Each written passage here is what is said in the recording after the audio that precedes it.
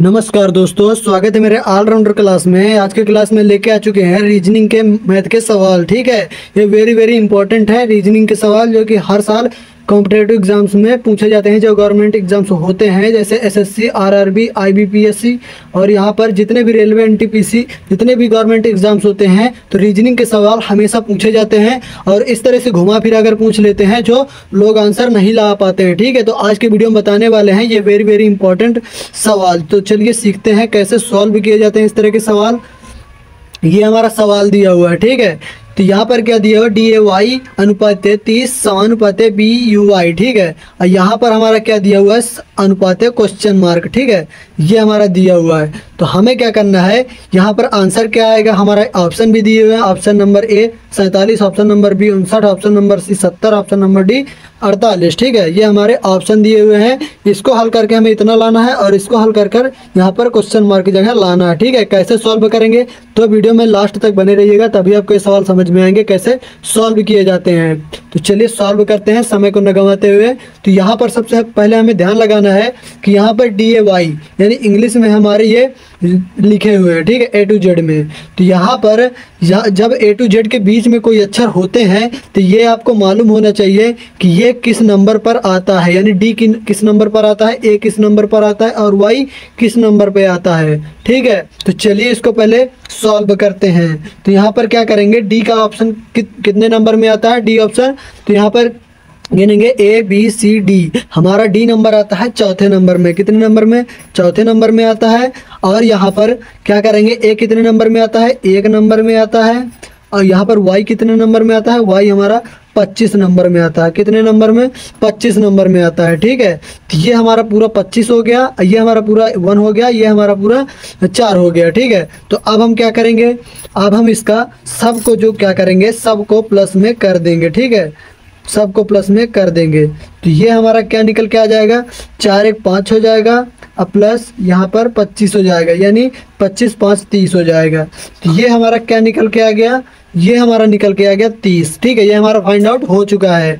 तो अब क्या करेंगे, इसी फॉर्मूले को, यहाँ पर फॉर्मेट को फॉलो करके इसको भी हम सॉल्व करेंगे, देखेंगे हमारा यहाँ पर क्या आ रहा है। ठीक है, चलिए सॉल्व करते हैं। तो यहाँ पर देखेंगे साइड में। ठीक है, अब इसमें भी हम देखेंगे कि बी हमारा कितने नंबर में आ रहा है। तो बी हमारा आ रहा है 2 नंबर में। ठीक है, बी हमारा 2 नंबर में आ गया। और यू को हम देखेंगे, यू हमारा कितने नंबर में आ रहा है। तो यू हमारा कितने नंबर में आ रहा है, 21 नंबर में आ रहा है।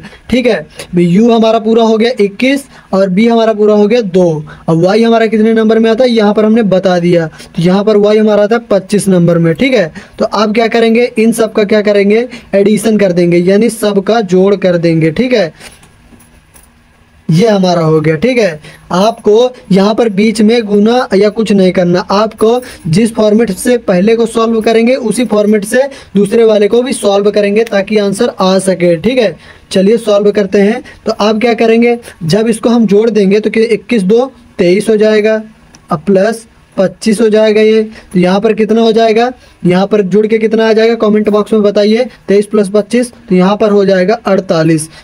क्या निकल के आ जाएगा, 48 यानी 48। तो यहाँ पर हम देखेंगे ऑप्शन में कि ऑप्शन में हमारा 48 आ रहा है या नहीं। तो यहाँ पर 47 59 70 48 यानी हमारा राइट आंसर हो जाएगा नंबर डी। ठीक है, राइट नंबर हो जाएगा डी, यानी 48 डी नंबर हमारा सही होगा। तो ये हमारा क्या हो जाएगा, आंसर हो जाएगा। ठीक है, इस प्रकार रीजनिंग के सवालों को सॉल्व किए जाते हैं। ठीक है, तो चलिए एक सवाल को और सॉल्व करते हैं, दूसरा सवाल देखते हैं। दूसरा सवाल हमारा क्या दिया हुआ है, तो यहाँ पर हम दूसरे सवाल को देखेंगे। ठीक है, ये हमारा दूसरा सवाल दिया हुआ है, ये हमारा जो है दूसरा सवाल दिया हुआ है। ठीक है, तो अब क्या करना है, उसी फॉर्मेट को हमें रूल को फॉलो करना है। ठीक है, उसी फॉर्मेट से हम सॉल्व करेंगे, लेकिन हम क्या करेंगे, इसमें थोड़ा सा चेंजिंग है। क्या है, पहले तो हम उसी प्रकार इसको फॉलो करेंगे, कितने नंबर में हमारा आ रहा है इसको चेक करेंगे। ठीक है, तो ये हमारा ए नंबर हमारा कितने नंबर में आ रहा है, 1 नंबर में आ रहा है। ये तो आपको नॉर्मली पता होगा। ठीक है, आपको ज़्यादा से ज़्यादा 10 अंक तक आपको पता होते हैं और बीच के 10 के बाद आपको नहीं पता होते हैं कि कितने नंबर में कौन सी संख्या आ रही है, ठीक है। तो ये आपको समझना बहुत अनिवार्य है। तो क्या करना है, ए हमारा 1 नंबर में आ रहा है और यू हमारा कितने नंबर में आ रहा है, यू हमारा आ रहा है 21 नंबर में। तो ये हमारा 21 हो गया, ठीक है। तो अब 1 और 21 हो गया, तो ये हमारा अगर हम यहाँ पर पूरा लिख देंगे तो यहाँ पर 121 हो जाएगा। तो यहाँ पर तो हमारा गलत हो जाएगा। तो क्या करेंगे, 1 गुना 21 करेंगे, क्योंकि हमें क्या फाइंड आउट करना है, 21 फाइंड आउट करना है, ठीक है। जब 21 फाइंड आउट करेंगे तो यहाँ पर जब मल्टीप्लाई करेंगे तभी हमारा क्या आएगा, 21 आएगा निकल के।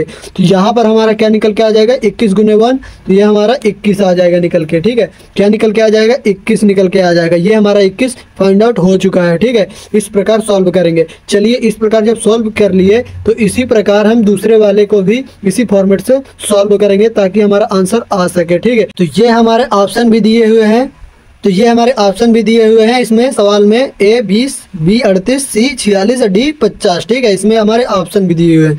तो क्या करेंगे, अब इसको भी हम उसी प्रकार फॉर्मेट से सॉल्व करेंगे, उसी फॉर्मेट से हम इसको भी सॉल्व करेंगे। तो अब देखेंगे S हमारा कितने नंबर में आता है, तो S हमारा कितने नंबर में आता है बताइए, कमेंट बॉक्स में जरा करके बताइए। S हमारा कितने नंबर में आता है, S हमारा आता है 19 नंबर में, ठीक है, 19 लिखेंगे। और B हमारा कितने नंबर में आता है, B हमारा आता है 2 नंबर में, तो 2 लिख दिए।